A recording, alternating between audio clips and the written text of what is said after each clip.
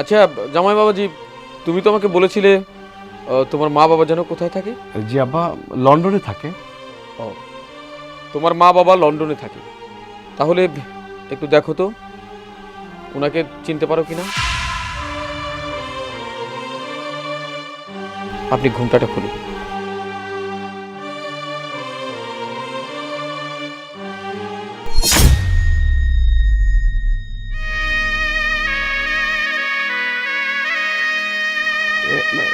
উনি কে? আমি তো ওনাকে চিনি না, আমি ওনাকে কখনো দেখিনি। আমি ওনাকে চিনি না বাবা, ওনাকে চিনি না আমি।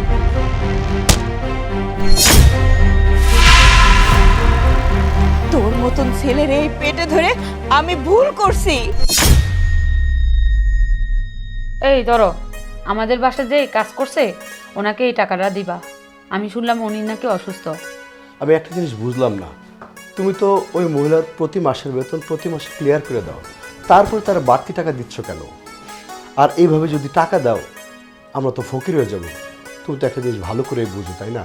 যে টাকা যদি হিসাব করে খরচ না করে তাহলে রাজার ভান্ডারও তো শেষ হয়ে যায়। এভাবে মানুষের টাকা দেয়, তোমারে কইলো আর বিশ্বাস করলা। তুমি কি আসলে ঘটনা জানো সে আসলে কি খারাপ অবস্থায় আছে না ভালো অবস্থায় আছে? কইছে বিশ্বাস করছো, আর আমার টাকা দিয়ে কি? এটা কোনো কথা? গরিব মানুষকে দান করলে আল্লাহরও টাকা বাড়াই দেয়, কমায় না।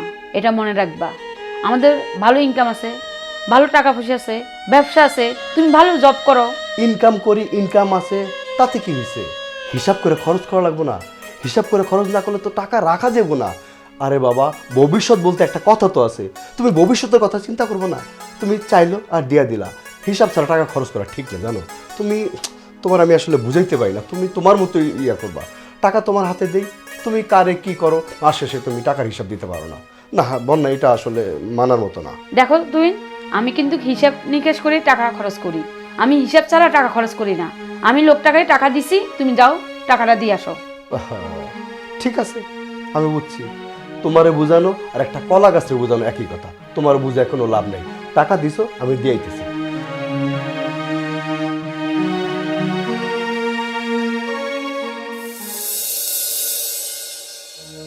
আমি বুঝলাম না, তুহিন ওকে টাকা দিল কেন? নিশ্চয় ওদের মধ্যে কিছু আছে। আমি মৌসুমীর ডাক দিই। এই মৌসুমী, মৌসুমী!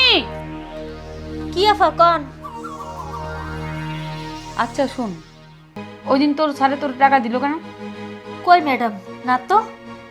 এই মিথ্যা কথা বলবি না, আমি তো দেখছি। কসো, কোনো মিথ্যা কথা কই না মই। মোরে কোনো টাহা টোহা দেয় নাই। ফাজিল একটা মেয়ে, বুড়ি ছেলে মেয়া কই থেকে হচ্ছে? মিথ্যা কথা বলতেছিস, আমি নিজে চোখে দেখছি। আল্লাহ, কি কয়? মোরে কি লিগে সারে টাহা দেবে? মোর তো মাসে যা বেতন হাতে আপনি দেন মোরে। শুন মৌসুমী, তুই জানোস আমি মিথ্যা কথা পছন্দ করি না। যা যা হয়েছে তোদের মধ্যে সব সত্য কথা বলে দেয়। আফামনি, আপনার লাগে আমি কি লিগে মিথ্যা কথা কমু? আপনার লাগে মিথ্যা কথা কই কি লিগে আমার চাকরিটা খোয়ামু? বাইজানের লাগে তো মোর কোনো দেহাই হয় নাই, আর হে মোরে টাহা দেবে কুমির দে। দেখ, তুই কিছু একটা লুকাইতেছিস, এখনো সময় আছে, তুই আমাকে সত্যি কথা বলে দে। ওয়াল্লাহ আল্লাহ, আফামনি মুই কি আপনার লাগে মিথ্যা কথা কইতেছি? আপনি যদি মনে করেন মুই আপনার লাগে মিথ্যা কথা কইতেছি, তাহলে আপনি মোরে চাকরিতে বার করিয়ে দেন। শুন, তোর তো আমি এমনি এমনি চাকরি থেকে বের করব না।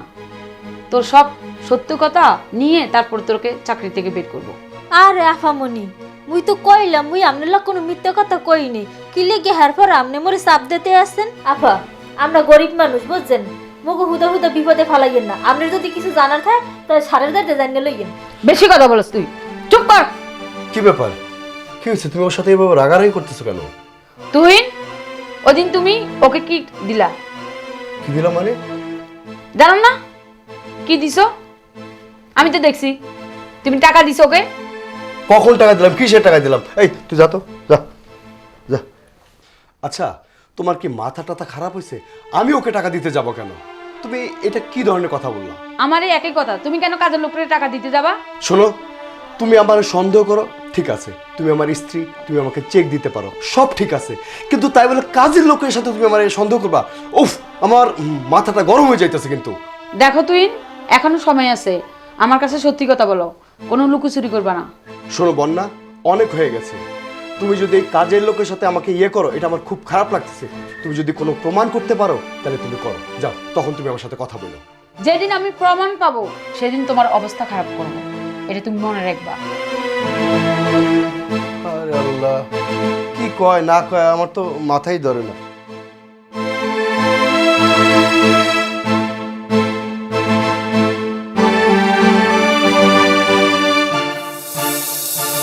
সোহাগ, জি বাবা। যে কোনো উপায়ে ওনাকে আমার বাসায় নিয়ে আসবি। বাবা, তা না হয় আনতে গেলাম, সে যদি না আসে? আসবে, আমার বিশ্বাস। আমার কথা বললে সে না করবে না। তুই গিয়ে দেখ, ঠিক তোর সাথে চলে আসবে। ঠিক আছে বাবা, এখনই কি যেতে হবে না কালকে? না না না, তুই এখনই চলে যা। ঠিক আছে বাবা, আমি যথেষ্ট পরিমাণ চেষ্টা করবো, আর আমি তোমার কথা তো বলবোই। হ্যাঁ, হ্যাঁ, আমিও আশাবাদী তোমার কথা বললে হয়তো বা আসতে পারে। সে আসবেই। জি বাবা, তাহলে ড্রাইভারকে বলে দাও গাড়ির চাবিটা দেখ। ড্রাইভারকে বলা আছে, তুই যা। আচ্ছা, আসি তাহলে বাবা।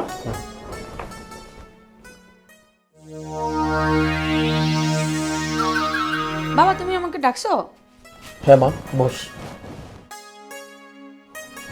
মাগো, তোকে আমার কিছু কথা বলার আছে। হ্যাঁ বাবা, বলো। আচ্ছা, প্রত্যেকটা মেয়ের স্বপ্ন থাকে সে শ্বশুর বাড়ি গিয়ে সংসার করবে, স্বামীর সংসার করবে।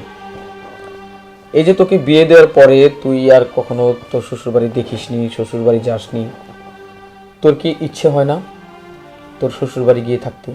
বাবা, আমি তোমার জামাইকে অনেকবার বলছি ওর বাড়িতে নেওয়ার জন্য, কিন্তু তোমার জামাই বলছে ওর পরিবার নাকি দেশের বাইরে থাকে, তাই জন্য আমাকে নিয়ে যায় না।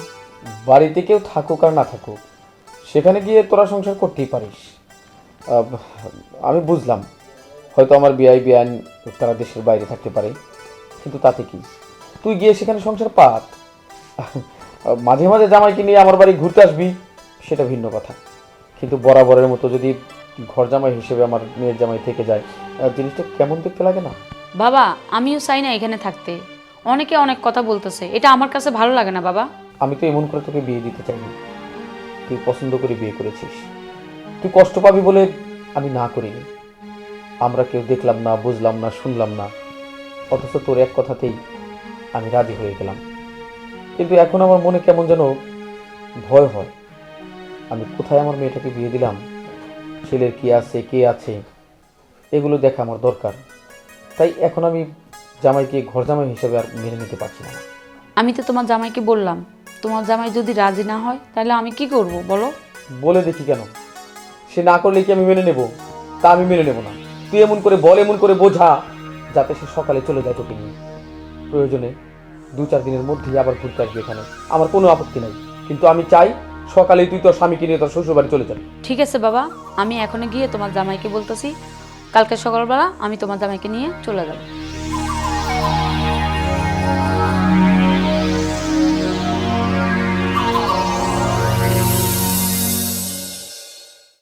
আমার সাপ সাপ কথা, কালকে সকালবেলা আমি তোমার বাড়িতে যেতে চাই। ওহো, তুমি কেন আমাদের বাড়িতে যাবা?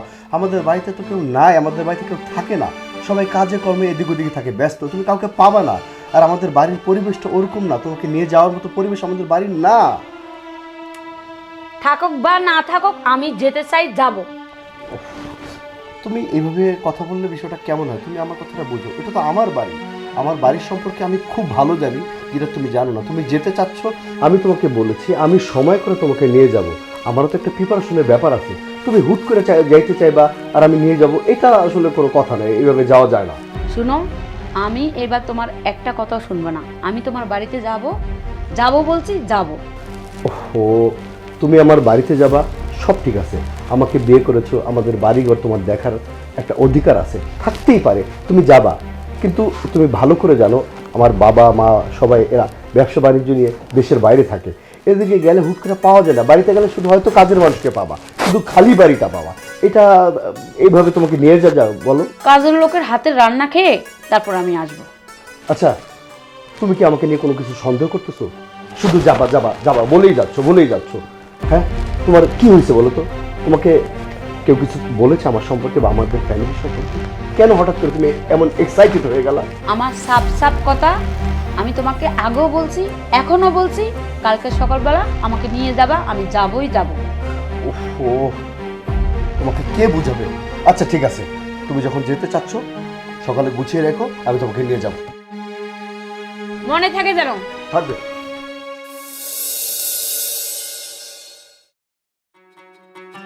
আসেন একটু দেখে আসেন। বাবা, বাবা, বাবা, আসো। দেখো কারে নিয়ে এসেছি। আমি জানি উনি আসবেন।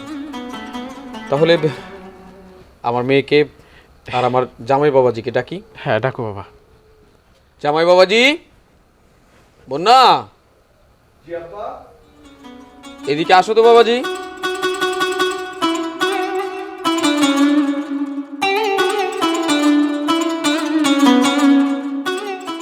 আচ্ছা জামাই বাবাজি, তুমি তো আমাকে বলেছিলে তোমার মা বাবা যেন কোথায় থাকে? জি আব্বা, লন্ডনে থাকে। ও, তোমার মা বাবা লন্ডনে থাকে। তাহলে একটু দেখো তো ওনাকে চিনতে পারো কিনা। আপনি ঘুমটাটা খুলুন।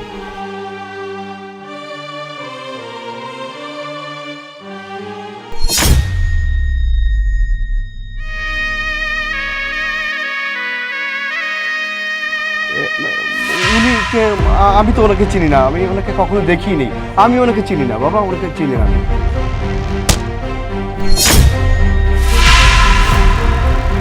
তোর মতন ছেলের এই পেটে ধরে আমি ভুল করছি। নিজে কত কষ্ট করে তোরে আমি মানুষের মতন মানুষ করছি, লেখাপড়া শিখাইছি।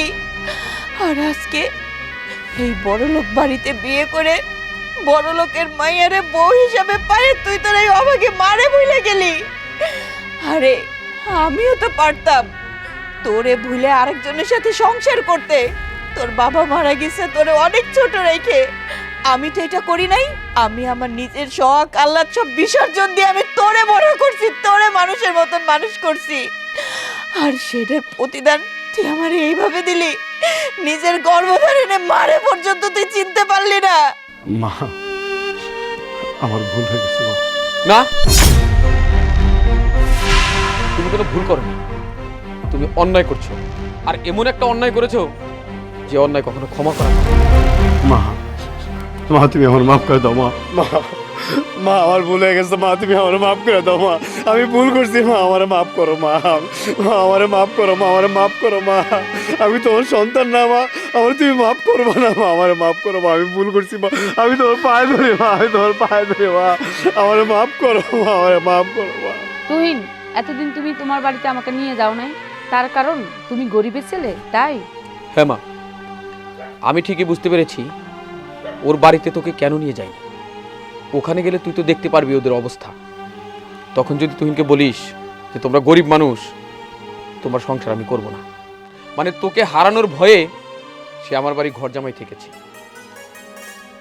গরিব হওয়া কোনো পাপ না, অপরাধ না, কিন্তু মিথ্যে বলা পাপ। একটা কথা আছে, it is a great sin to tell a lie. তুহিনের এই অন্যায়কে আমি ক্ষমা করতে পারছি না।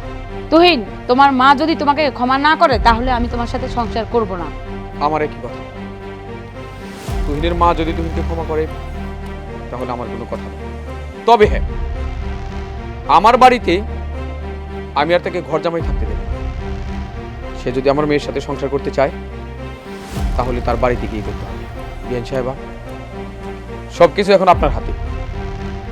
আপনি যদি আপনার ছেলেকে ক্ষমা করতে পারেন তাহলে আমার পক্ষ থেকে আর কোনো কথা নেই। বিয়ে সাহেব, আপনারে আমি কি বলবো আমি জানি না, তবে এটারে তো আমি পেটে ধরছিলাম। ক্ষমা না করে তো আমার উপায় নাই। আসলে ওরেই কি বলবো বলেন, অনেক ছোট সময় অনেক কষ্ট করে বড় হয়েছে। সুখ কি জিনিস ওইভাবে ও চোখে দেখে নাই। আপনার মেয়েরারে ও ভালোবেসে বিয়ে করছে, সুখে সংসার করতেছে। এই সুখের লোভে ওর মারে ভুলে গেছে, আমি বুঝতে পারছি। তাই আমি তো হতভাগী মা, ও ছাড়া এই দুনিয়াতে আমার আর কেউ নাই। ওরে মাপ না করে আমি পারবো না। দিলাম আমি ওরে মাপ কইরা। এখন থেকে আমার মেয়ে তাহলে আপনার বাড়িতেই থাকবে।